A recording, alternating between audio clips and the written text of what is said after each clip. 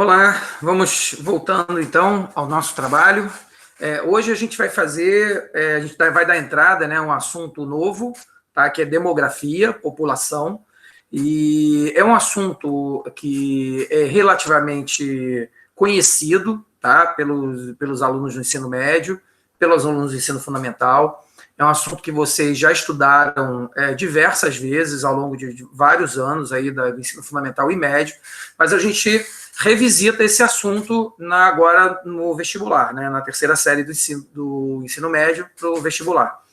E essa revisitação de demografia, ela é muito importante, gente. Por quê? Primeiro porque é um assunto que tem uma recorrência nas provas bem importante, tá? É um desses grandes assuntos que aparecem nos vestibulares. E segundo que por ser um conteúdo relativamente fácil, acaba se tornando muitas vezes uma armadilha, porque as pessoas não dão a devida atenção a esse assunto. E ele aparece e muitas vezes as questões não são tão simples assim como as pessoas imaginam, tá? Então, vamos começar da seguinte forma. A gente vai dar uma olhadinha agora nos conceitos básicos, nos conceitos essenciais de demografia, tá? Para depois a gente poder avançar nos assuntos mais espinhosos, tá?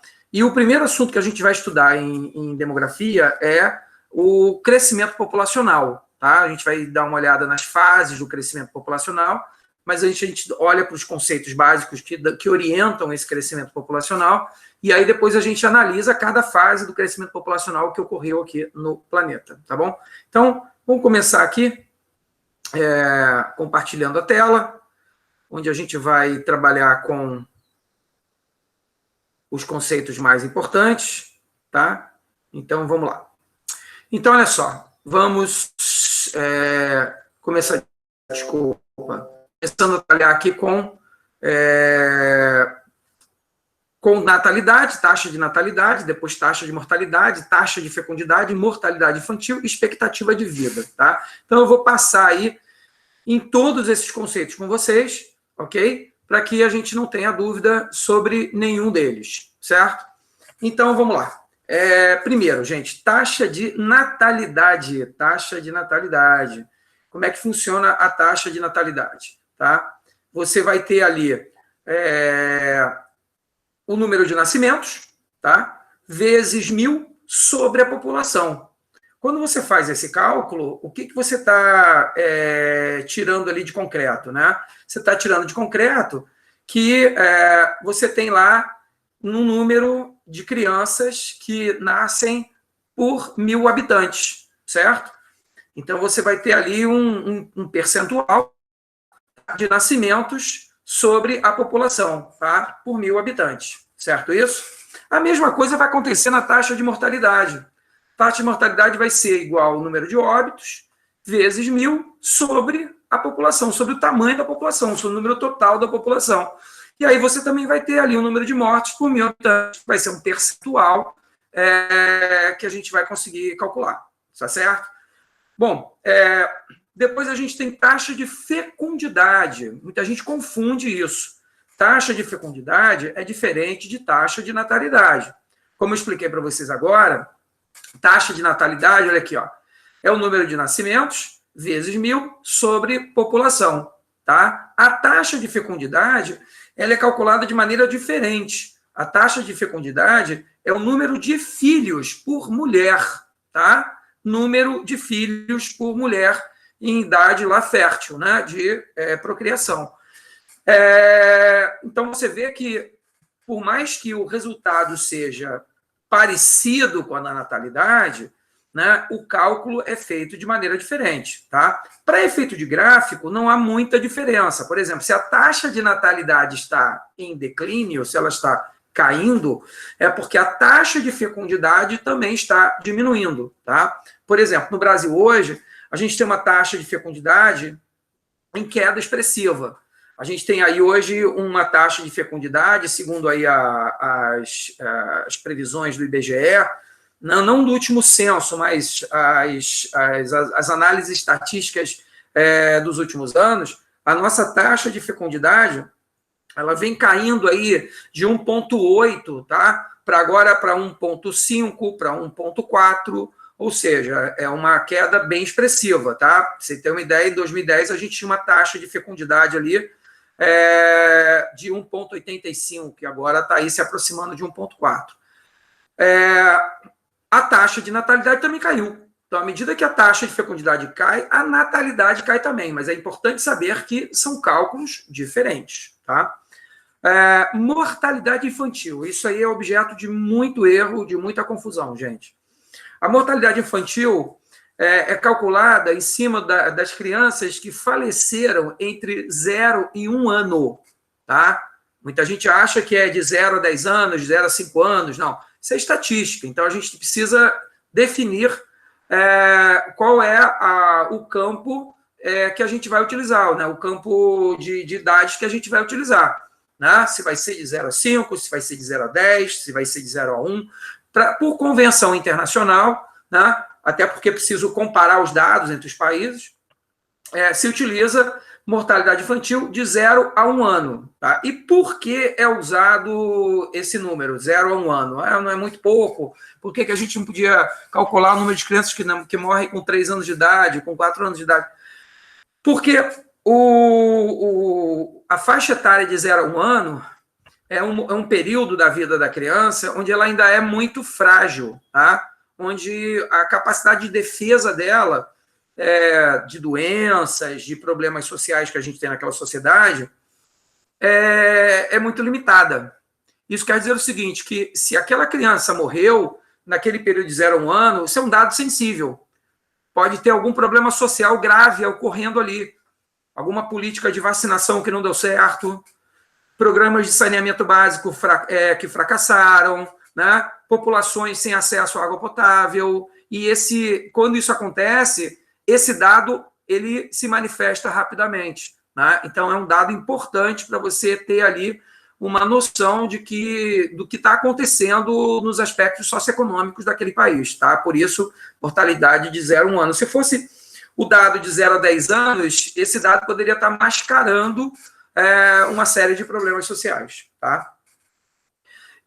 Depois a gente tem expectativa de vida. Né? O que seria a expectativa de vida? A expectativa de vida é você pegar lá os óbitos, né? Você pegar a idade que a pessoa faleceu e fazer uma média. Tá? Então vai ser a média ali de idades em óbito. Então, à medida que a expectativa de vida está aumentando, é porque, na média, a população está vivendo mais. Ora, se na média a população está vivendo mais, é também normal que a taxa de mortalidade também diminua. Então, da mesma maneira que a taxa de natalidade, a taxa de fecundidade, elas seguem um caminho muito parecido, as taxas de mortalidade e de expectativa de vida fazem a mesma coisa. Se a mortalidade está caindo, a expectativa de vida está aumentando. Né? Se a expectativa de vida está caindo, é porque a mortalidade está aumentando. Então, obviamente, são movimentos contrários. Né?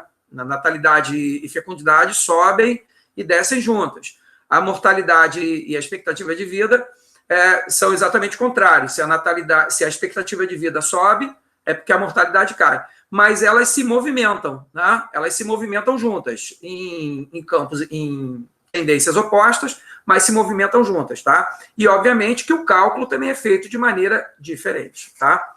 Por último, a gente tem aqui o crescimento vegetativo, que também pode ser chamado de crescimento populacional ou crescimento demográfico.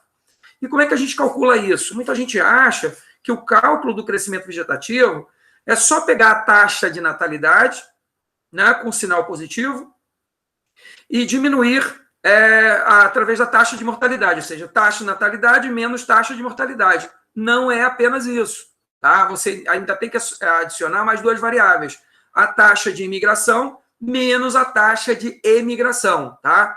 Por que a taxa de imigração tem que vir com sinal positivo? Porque imigração é quando a população está chegando àquele país, àquela região. Certo? E taxa de emigração é quando a pessoa está saindo. Emigrante é aquele que sai. Imigrante é aquele que chega, que entra. Então, a gente tem que colocar todas essas variáveis aí no cálculo. Então, taxa de natalidade, menos taxa de mortalidade, mais taxa de imigração, menos taxa de emigração, tá? Para muitos países, essas duas últimas variáveis, elas não são, assim, muito importantes. Elas não são decisivas para você entender lá o ritmo do crescimento vegetativo.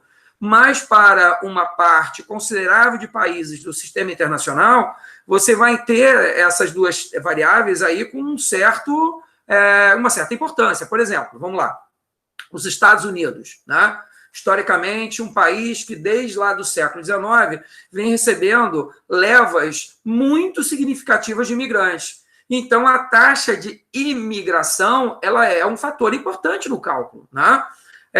Por exemplo, em outros países, a taxa de emigração pode ser também importante. Por exemplo, alguns países africanos ali no norte da África, e até na própria África subsaariana, a taxa de imigração é acentuada e ela impacta no crescimento populacional, tá?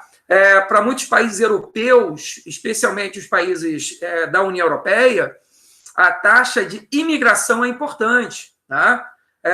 Por exemplo, o Brasil no século XIX, teve uma imigração muito expressiva, né? 4,5 milhões de imigrantes ingressaram no Brasil a partir da segunda metade do século XIX até as primeiras décadas do século XX, como a gente estudou em agricultura. Os Estados Unidos, na mesma época, receberam 50 milhões, o Canadá, 16, a Argentina, 8 milhões. Né? Hoje, essas taxas de imigração e emigração no Brasil não são lá tão expressivas, mas a tendência é que nas próximas décadas a taxa de imigração comece a ter importância no cálculo populacional brasileiro, tá? Até porque o Brasil é uma economia hoje de renda média, uma potência regional, e já começa a receber levas de imigrantes importantes aqui da América do Sul, do continente africano, tá? Então isso começa a se refletir aí no crescimento populacional do Brasil, tá? Então é importante, depois a gente vai analisar com calma a população brasileira, fiquem calmos, mas é importante a gente perceber aí que essa dinâmica, ela muda muito, né? Ela muda muito de região para região, de país para país, tá bom? Espero que tenham gostado. Na próxima aula a gente vai entrar nas fases do crescimento, nas fases clássicas do crescimento populacional, tá bom? Então, um abraço a todos, fiquem bem.